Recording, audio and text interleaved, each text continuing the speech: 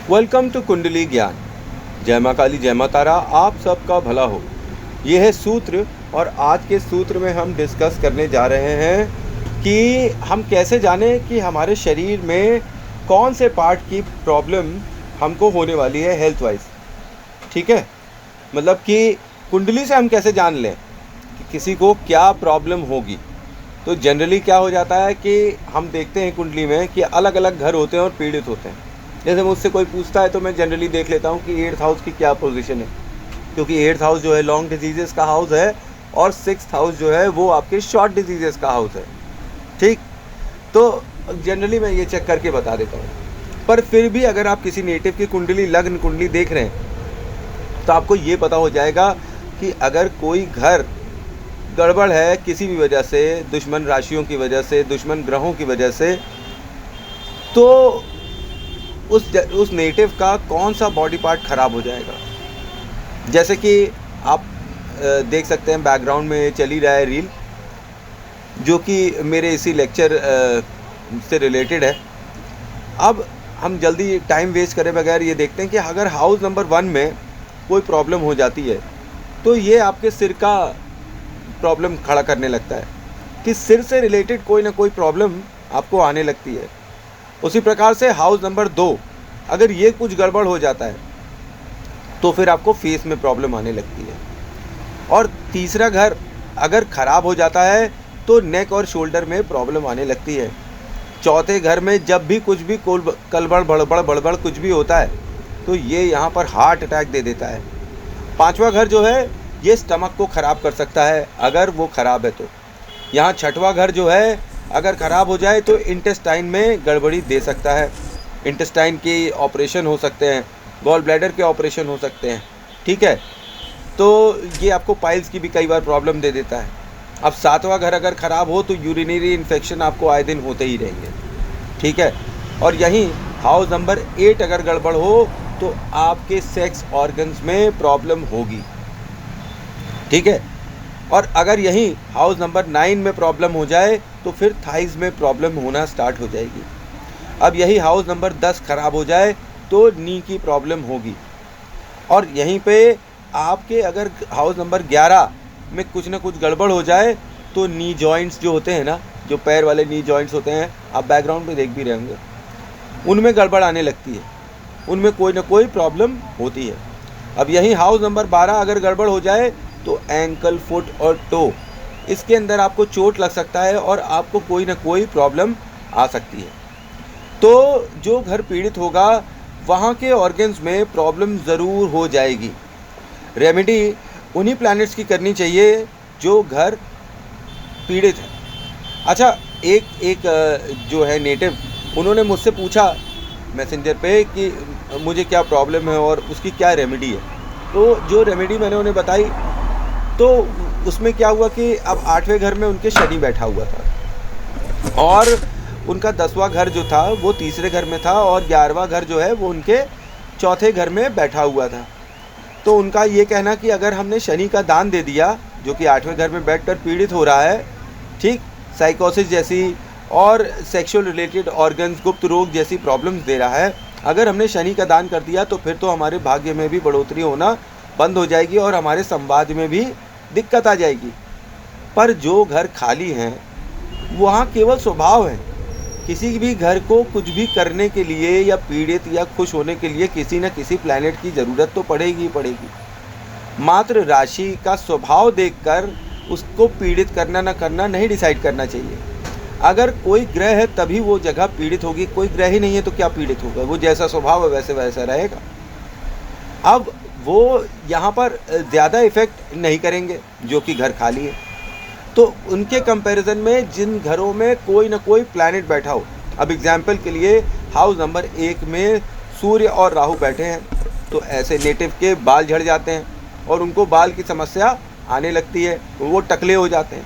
अब house number 2 में मान लीजिए कि केतु और चंद्रमा बैठा है तो स्नोफीलिया, गले में दर्द, टॉन्सिलाइटिस, ये सब जैसी प्रॉब्लम आपको हो सकती है। अब यही हाउस नंबर 3 में मान लीजिए, फॉर एग्जाम्पल मैं सब दे रहा हूँ, कि अगर केतु बैठा हुआ है तो आपके कोई ना कोई स्पाइन, शोल्डर में प्रॉब्लम ज़रूर होगी, स्किन डिजीज़ यहाँ पर होते हुए दिखाई पड़ती है। अब हाउस नंबर 4 में अगर आप देखिए तो यहाँ पर सूर्य बैठा हुआ है, तो ये यहाँ पर बैठकर क्या बना देगा, एक अमावस्या योग टाइप बना देगा।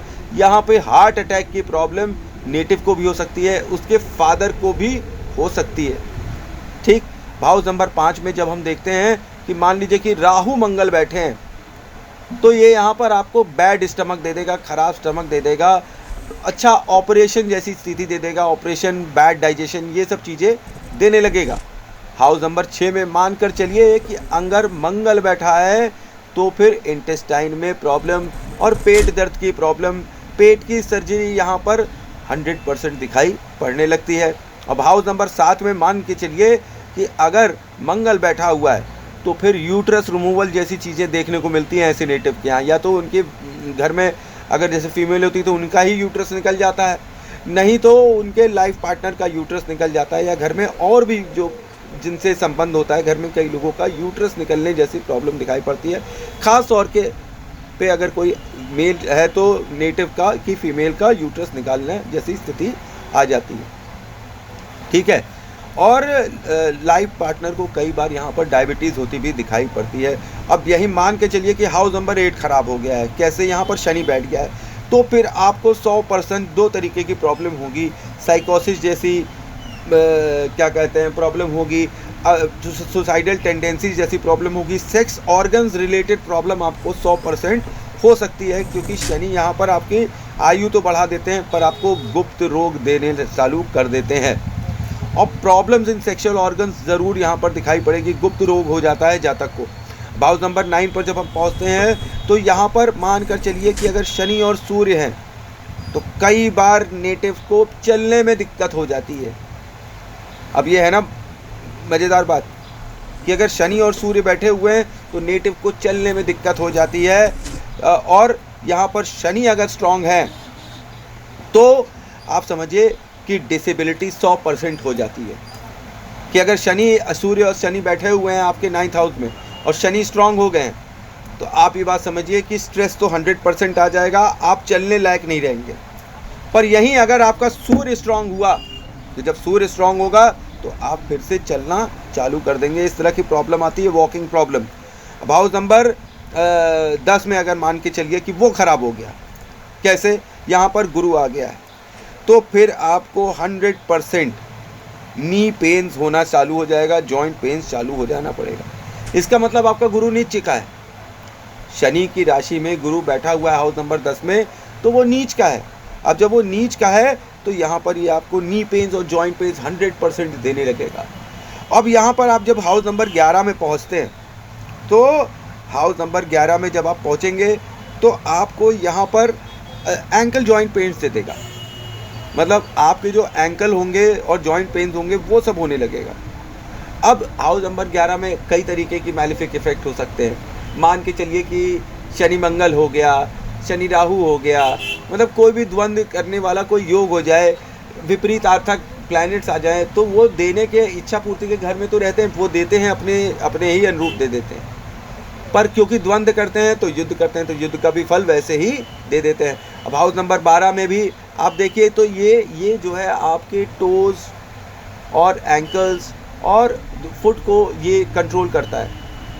तो मान के चलिए फॉर एग्जांपल मैं अभी तक दे रहा हूँ कि आपका 12वां घर ख़राब हो गया है। अब 12वां घर ख़राब हो गया है कि तो मान के चलें कि जैसे कि अभी मैंने रिसेंटली देखा था एक शुक्र बुध केतु जैसा कॉम्बिनेशन 12th हाउस में बना था, 12th हाउस के ही एस्पेक्ट में, तो मेष राशि की कुंडली थी।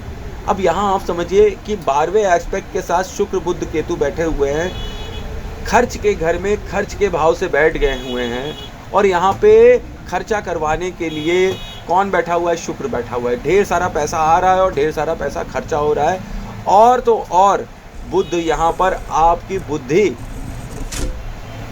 कुछ और चीज़ों में भी तेज कर देती है। मतलब अब आपका खर्च अलग चीज़ों में, नए बिजनेसेस में हो सकता है।